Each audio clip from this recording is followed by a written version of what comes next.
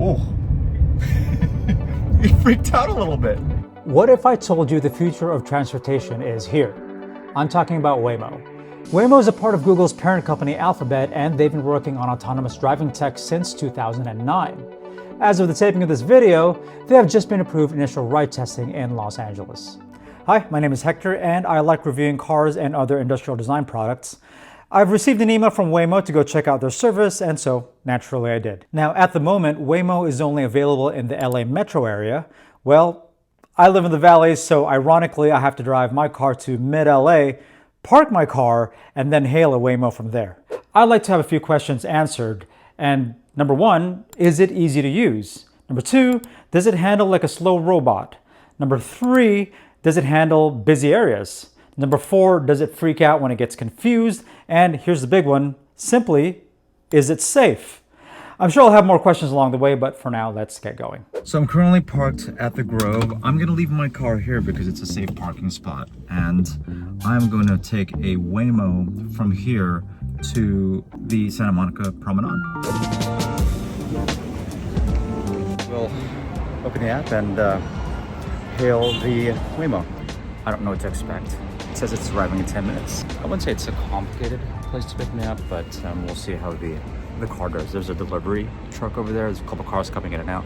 So it looks like the car that I'm getting is actually a Jaguar, because they have two. They have a Jaguar and they have a Chrysler Pacifica minivan, and I really want the Jaguars. Here's my car.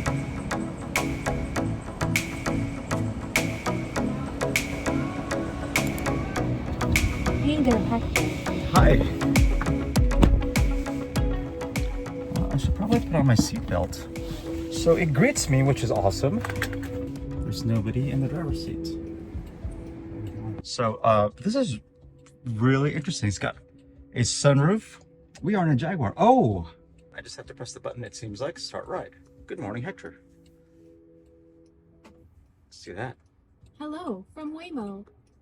As we get going, just give us 1 minute to cover a few riding tips. I am excited. I am a little bit shocked about how good this thing is, because other than maybe waiting for me to open the doors, it kind of just did its own thing.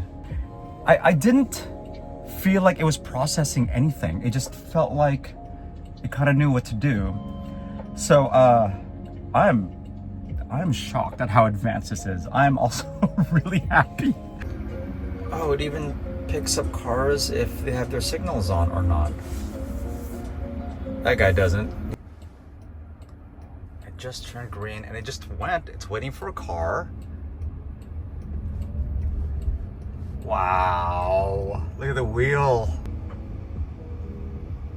Interestingly, I don't see anything where it seems like it's calculating anything. It seems like it's pretty precise in the way it's driving itself. So it shows what the LiDAR is seeing. It's got all these things. If you need to pull over, it's got a button right here. I wonder what kind of music it's got. Oh, it's got all kinds of cool stuff. You could play all kinds of music. That's awesome. Like a kid. I don't have to talk to anybody. I don't have to talk to a driver. You know, I don't have to worry about like my driver being erratic or anything. I can have a conference call in here and not worry about anything, not worry about any confidential information leaking out. Well, I mean, it's got like microphones up here or anything, but specifically having a driver listen to any of your personal or professional conversations. Do have to say that the acceleration is smooth. Oh, a car just cut us off. I wish I got it on camera. And Waymo accounted for it. Interesting. So yeah, being cut off in a Waymo is not too bad. And the driver doesn't get mad, you know, or anything like that. So that is the Beverly Center. And we're right now in Beverly Hills. I'm gonna see what it does if I open the window. Oh, nothing. Fortunately, the sensor or computers are blocking the view, but you know, win some, lose some. It doesn't look like the brakes are being actuated, so I guess that's being actuated by a servo or something like that. So when you get in, it gives you an announcement about exactly what the car's doing, just kind of like an announcement that you would have in an airplane. And it said something to the effect of, apparently, all the microphones are turned off unless you press the support button. So as far as I can tell, there are 3 cameras. One up front, one just behind me, and one towards the back end. So those are 3 cameras that I see. It looks like there are 360 type cameras, or at least 180 type cameras. And this is the support button that you press, and then the microphones will come on. So there are signs on the steering wheel that says, please keep your hands off the steering wheel for humans like myself. Oh, that's another question that I'm not sure of. If you had to give 4 or 5 people a ride and this car only holds 5 people, are you going to be able to sit in the driver's side? I should try that next time. If you're on the driver's side, you're able to control it, or at least try to override it or do something stupid.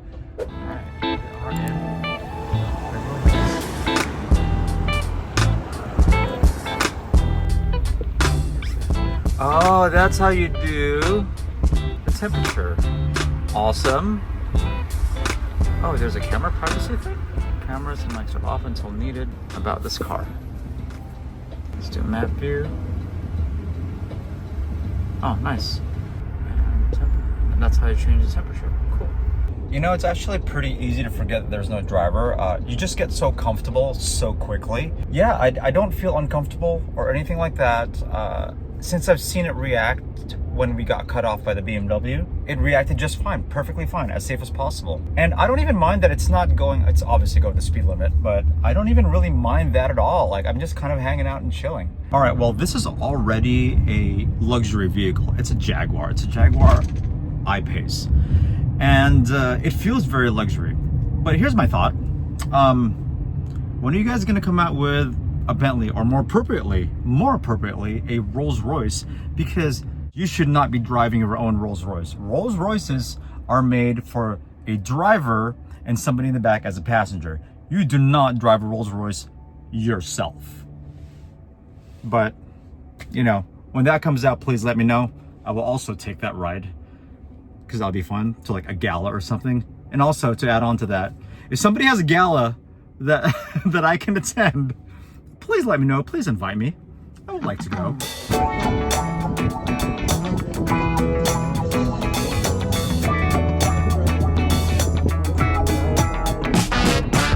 Oh, it turns on its signal.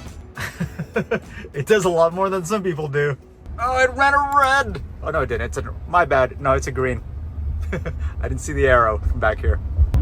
I'm sorry, officer. I wasn't even driving. It ran a red all by itself. I promise. So what does that mean? Does the officer get my driver's license? How does that work? So interestingly, when we were at the red light, something weird happened. We were just kind of sitting there for a couple minutes, and then the hazards came on, and I was like, well, what's going on? The hazards came on, and then the right blinker came on, and then the left blinker came on, and then the right blinker came on, and then it turned off. So I don't know what it saw, but it saw something. So I guess little things like that still happen. Oh. It freaked out a little bit. There wasn't anything on the road, and it just slowed down. If I were to guess, I think it was a shadow of a tree. There's a bunch of trees back here, and there was a tall one with a shade going through it, and there was a hard shadow at the bottom of it. And I'm wondering if the sensors picked up the shadow and wanted to slow down, because there was nobody on the road. So, yeah, I guess it does freak out every now and again. Versatiles are sticking out off the side a little bit more than, whoa.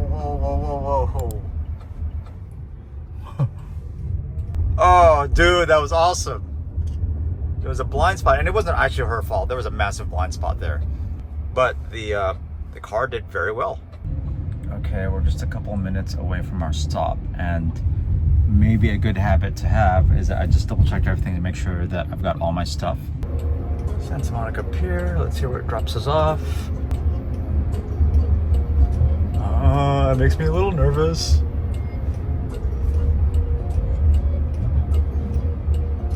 Oh, we're gonna get cut off. I bet people feel better about cutting off a robo-taxi than anything else. Almost to your drop-off. Check the app for walking directions. You're here. Okay, we just got into our destination. Something is approaching. Please make sure it's clear before exiting. Okay. We've got some cars coming. So it says to pull the handle twice to get out of it. That's one. That's two. You're unlocked. That was a really great experience. And there she goes. Thank you. If I can compare it to something else, I would say it's very close to, in my professional life, I have taken charter jets where I'm the only one on the airplane. It feels like that. It feels like a charter jet. So for $46. So if you want that experience, go ahead and then try Waymo.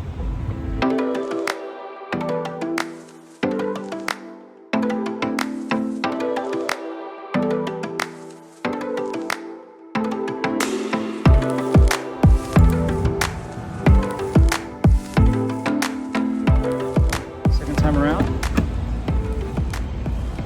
Let's see what kind of. Hi, Hector. Hi. When we were in design school, we designed a lot of people movers, essentially cars like this that drove themselves. Like for instance, in a car like this, there's no need for those front seats. Those could literally face me. It could be a bench seat all the way around, or this could literally be a cargo vehicle. So I think there's going to be a big opening in the market about designing interior spaces for vehicles, and designing vehicles that are not normally what we see with a big engine hood in the front. It doesn't need all that space. It just needs a bunch of windows and some bench seats for us to kind of relax on. Here's another interesting thing. Some people have honked at the car, and it's not like it's not gonna move. There's just another car in front of us. So I'm like, who are you honking at? It's good because that means that somebody honking at a no driver, this is not gonna go into road rage with you in the back as a passenger. Oh, there's a police thing. Accidents. So we passed by a roadblock. The car just avoided it just fine. Honestly, I'm kind of tired, and I'm not just saying that. I just sit in the car for 45 minutes. I get a little tired. I'm gonna see if I can try to take a quick nap. This is gonna be my napping position. The seats don't recline back here. If I was gonna nap, maybe I'd just sit in the front seat next to me.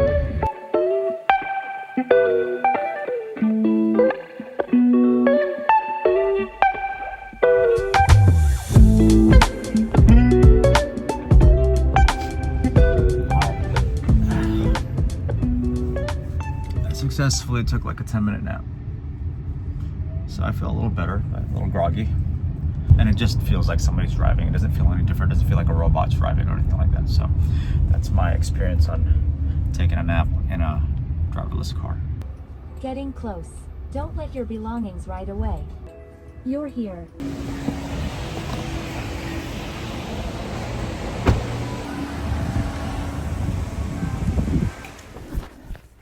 Hey, I'm back. Now, when the car pulled up, it looked like a Jaguar I-Pace, but at the same time, it also didn't. There were so many sensors stuck on top of it that it didn't really look like a luxury car, but that's for functionality, which I'm totally cool with. Now, be aware that there are definitely multiple cameras all the way through the vehicle, although Waymo does state that none of it is on until you press the assistance buttons or until it's needed. So, at your discretion. Now for the questions. Is it easy? Yes, absolutely. If you can order an Uber or a Lyft, you can order a Waymo. It might even be easier just because they don't have the same amount of options that they have available at Uber. So essentially you just order the car and you go. Next is, does it drive like a slow robot? Like one of those delivery things? Surprisingly, no. It honestly feels a little bit like a human. And I say a little bit because it actually drives better than some humans do.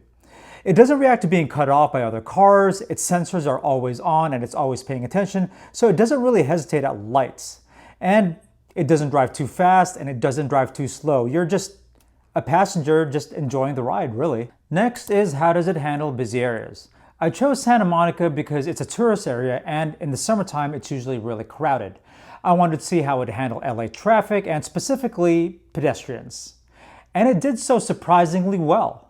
It went around traffic and blind spots easily, and it was really smooth the entire time. When we arrived at the pier, which is notoriously dense with pedestrians, it announced that it was going to drive a little further just around the corner because it was a safer place to stop. This, to me, was really impressive. So here's an interesting one. Does it freak out when the sensors get confused? Well, a little. I would have been surprised if it didn't, but honestly, it wasn't so bad. From my experience, it was noticeable but very minor. Things happened like pulling up to the light, hitting the accelerator, hitting the brakes, accelerator, brakes multiple times, kind of like an impatient driver. And there was another time at another light where the blinkers turned on, the hazards turned on, the left side blinker turned on, the right side blinker turned on, and then the hazards turned on again, and then it kind of collected itself and went about its way. So it figured it out. Now, there was one occasion where it freaked out while it was in motion. It swerved and then there was no obstruction anywhere around. The best I can tell is that there was an overhanging tree and it was casting a really hard shadow on the ground, and somehow the sensors freaked out a little bit. It swerved and slowed down and went about its way. So it figures things out on its own. I'm sure this will get better, but for the most part, it didn't bother me too much. Now, here's the big question. Is it safe? In my experience, yes, it felt very safe. There were some nervous moments though, and that's not really the car's fault. That's my fault because I don't know what to expect. I don't know how good the sensors are. So when there were bicyclists ahead of us, we had to cross into the bike lane and make the right turn. So we definitely slowed down, and the car knew exactly where to be in relationship to the bikers, and they weren't in any danger at all.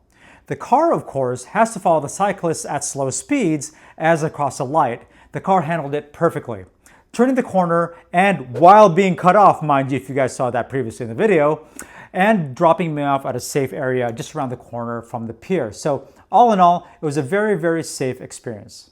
In fact, on the Waymo trip back, which was another 53-minute drive, I'd gotten so used to the car that I felt that it was safe enough for me to even take a nap in the middle of LA traffic. I don't fall asleep very easily in cars, but it was so relaxing, and maybe I was a little tired, that I was able to take a 10-minute nap and be able to end up at my destinations perfectly fine. So there you have it. It was a really awesome experience, and I feel that this is definitely the wave of the future of transportation. And now I'm just waiting for other Waymo cars like Rolls Royces and Bentleys and other things like that. My name is Hector Real, and I like reviewing cars, so if you have an interesting car, please DM me on Instagram at @IamHectorReal. And if you have a fancy gala that I can attend, DM me about that too. Thanks for watching. See you next time. Check in later. Bye.